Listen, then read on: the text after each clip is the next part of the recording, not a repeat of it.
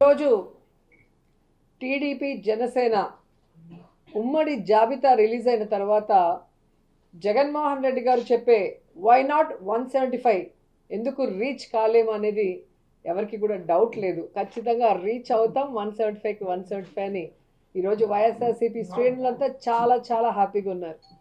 ఎప్పుడైనా ఒక పార్టీ జాబితా రిలీజ్ అయినప్పుడు ఆ పార్టీలో ఉన్న కార్యకర్తలు నాయకులు సంబరాలు చేసుకుంటారు. అదేంటో కానీ టీడీపీ జనసేన జాబితా విడుదల చేసిన తర్వాత టీడీపీ జనసేన కార్యకర్తలు నాయకులు ఏడుస్తుంటే వైఎస్ఆర్సీపీ కార్యకర్తలు నాయకులు డబుల్ హ్యాపీగా సంబరాలు చేసుకుంటున్నారు. ఎందుకంటే ఈరోజు ఆ జాబితా చూశాక పవన్ కళ్యాణ్ అసలు ఎందుకు పార్టీ పెట్టాడు అని మాకే కాదు, ఈరోజు జనసేన కార్యకర్తలు నాయకులకు కూడా అర్థం కావట్లేదు. ఎందుకంటే పవర్ షేరింగ్ అన్నాడు, సీట్ షేరింగ్ అన్నాడు, ఓట్ షేరింగ్ అన్నాడు, కానీ పావలా శాతం కూడా సీట్లు తెచ్చుకోలేకపోయాడు ఈ పీకే పవర్ స్టార్ అనేది. ఈరోజు ప్రజలు అంటున్నారు ఈయన పవర్ స్టార్ కాదు, పవర్ లేని స్టార్ అని. ఎందుకంటే ఈ మధ్యలోనే 2019లో అనుకుంటా ఒక మీటింగ్లో, పబ్లిక్ మీటింగ్లో అంటూ ఉండేవాడు పవన్ కళ్యాణ్, జనసేన అంటే కుక్క బిస్కెట్లు వేస్తే తోకూపుకుంటూ మన వెనక తిరుగుతారు, వీళ్ళకి 10-15 సీట్లు ఎక్కువ అని తెలుగుదేశం వాళ్ళు మన అవమానిస్తున్నారు, మన పార్టీ ప్రజల కోసం పుట్టిన పార్టీ, మనం ఎవరి బిస్కెట్లకి తల వంచం, మనమే వాళ్ళకి ఎన్ని కావాలో అన్ని ఇస్తామని చాలా పెద్ద పెద్ద మాటలు మాట్లాడారు. మరి ఈరోజు 24 సీట్లకి కుక్క బిస్కెట్లు వేస్తే తోకూపినట్టు ఎందుకు తోకూపుకుంటూ చంద్రబాబు నాయుడుతో ప్రెస్ మీట్ పెట్టారో పవన్ కళ్యాణ్ చెప్పాల్సిన అవసరం ఉంది. చాలా పెద్ద పెద్ద డైలాగులు కూడా చెప్పాడు. సముద్రం ఎవరి కాళ్ళు పట్టుకోదు, పర్వతం తల వంచదు అని. మరి ఏ ప్యాకేజీ కోసం 24 సీట్లకే చంద్రబాబు నాయుడు కాళ్ళు పట్టుకున్నాం, ఈరోజు చంద్రబాబు నాయుడు ఇచ్చిన ముష్టి 24 సీట్లకే ఎందుకు తల వంచావు పవన్ కళ్యాణ్ అని జనసేన కార్యకర్తలు నాయకులకి సమాధానం చెప్పాలి. నిజంగా ఎంత బాధాకరం అంటే, చెప్పుకోవడానికేమో గొప్పగా 40 years ఇండస్ట్రీ, నాకు విజన్ ఉంది, విస్తరాకుల కట్టుంది, నేను కేంద్రంలో చక్రం తిప్పానని చెప్పుకునే చంద్రబాబు నాయుడు ఒక సైడు, సినిమాల్లో పవర్ స్టార్ అని చెప్పుకుంటూ బయట పవర్ లేని స్టార్గా తిరుగుతూ మళ్ళీ బింకాలు పలికే పవన్ కళ్యాణ్ ఒకవైపు. వీళ్ళిద్దరికీ బాగా అర్థమైపోయింది మనకి బలం లేదు, జగన్మోహన్ రెడ్డి గారిని మనం ఓడించే పరిస్థితి లేదు, కాబట్టి మనం ఎలాగైనా పొత్తు పెట్టుకొని జగనన్నని దించాలి అన్న ఆలోచనతోనే ఈ పొత్తుల కార్యక్రమానికి స్టార్ట్ చేశారు.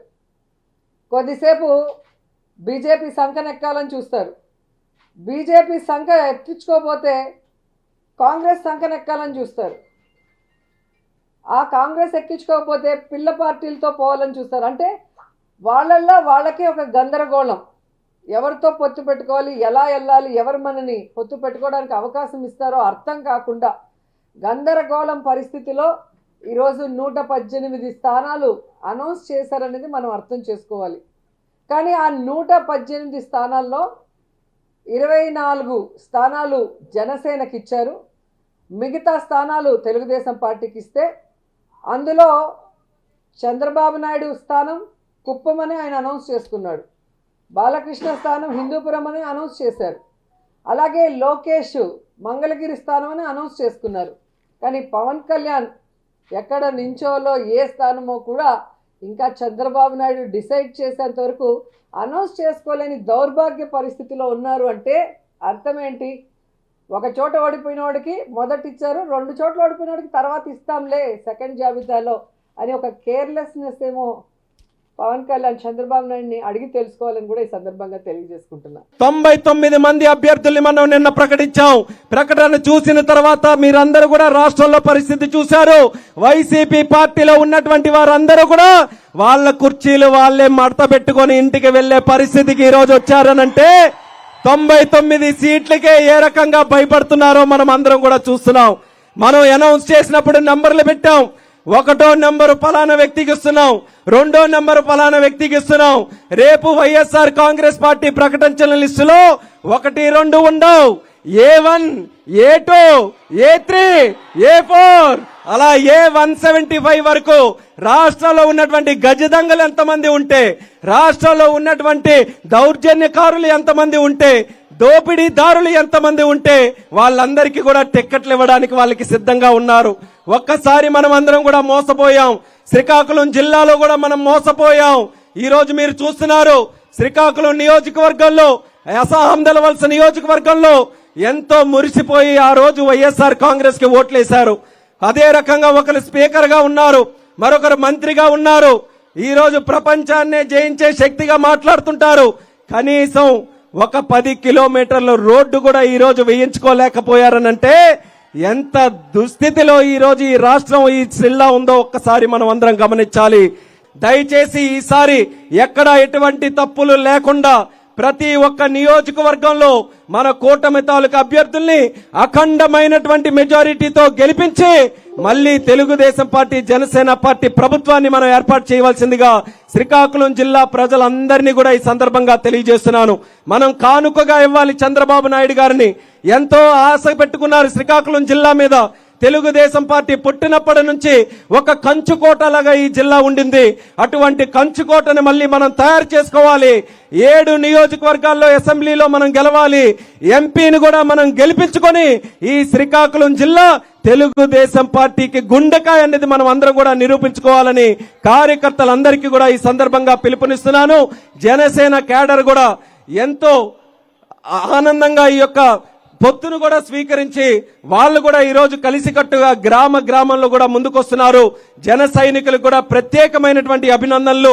ఈ రోజు వైఎస్ఆర్ కాంగ్రెస్ పార్టీ వాళ్ళ క్యాడర్ ఎవరో తెలియదు, వాళ్ళ నాయకులు ఎవరో తెలియదు. ఎంపీలుగా, ఎమ్మెల్యేలుగా పోటీలు చేయమని టిక్కెట్లు ఇస్తామనంటే ఏ ఒక్కరు వచ్చే పరిస్థితి లేదు. అటువంటిది వాళ్ళ పార్టీ గురించి ఈ రోజు మాట్లాడుకోకుండా మన పొత్తుల గురించి ఈ రోజు మాట్లాడుతున్నారు. చంద్రబాబు నాయుడు గారు, పవన్ కళ్యాణ్ గారు చాలా చక్కగా, సంతోషంగా, నవ్వుతూ ప్రజలందరికీ తెలియజేసే విధంగా ప్రెస్ మీట్ పెట్టి మరి క్యాండిడేట్స్ అనౌన్స్ చేశారు. ఆనందంగా అనౌన్స్ చేశారు. చేతులు కలుపుకొని మనం అనౌన్స్ చేశారు. చంద్రబాబు నాయుడు గారికి లేని బాధ, పవన్ కళ్యాణ్ గారికి లేని బాధ అంబటికి పుట్టుకుందో ఏంటో తెలియట్లేదు. కోడిగుడ్డి మంత్రికి పుట్టుకుంది ఏంటో తెలియదు. రోజా గారికి పుట్టుకుంది ఏంటో తెలియదు.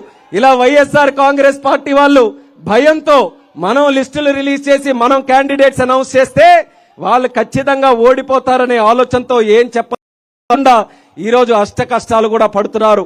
అందుకని ప్రజలకు కూడా నేను చెప్పేది చేసి మీరెవ్వరూ కూడా ఓవర్ కాన్ఫిడెంట్ కావద్దు. గెలుస్తాం మనం ఖచ్చితంగా. కానీ ఆఖరి ఓటు పడేంత వరకు కూడా, ఆఖరి నిమిషం వరకు కూడా, పోలింగ్ జరిగేటటువంటి ఆఖరి నిమిషం వరకు కూడా మనం అందరం కూడా అప్రమత్తంగా ఉండి వాళ్ళు చేసే ప్రతి కార్యక్రమానికి కూడా తిప్పికొట్టే విధంగా మన కార్యకర్తలు అందరూ కూడా సిద్ధంగా ఉండాలని మళ్ళీ ఈ సందర్భంగా తెలియజేసుకుంటూ, ఇంత పెద్ద ఎత్తున జిల్లా నలుమూలల నుంచి కూడా కదలి వచ్చినటువంటి కార్యకర్తలందరికీ కూడా పాదాభివందనం ఈ సందర్భంగా తెలియజేసుకుంటున్నాను. అన్ని దారులు కూడా ఈ యొక్క మీటింగ్కే ఈ రోజు వచ్చే విధంగా ప్రతి ఒక్కరు కూడా ఈ ప్రాంగణానికి విచ్చేశారు. కాబట్టి రేపు రాబోతున్నటువంటి ఎన్నికల్లో చంద్రబాబు నాయుడు గారిని ముఖ్యమంత్రి చేయడానికి అందరూ కూడా కృషి చేయాలని తెలియజేసుకుంటూ మీ అందరి దగ్గర సెలవు తీసుకుంటున్నాను. జై హింద్, జై జన్మభూమి, జై తెలుగుదేశం.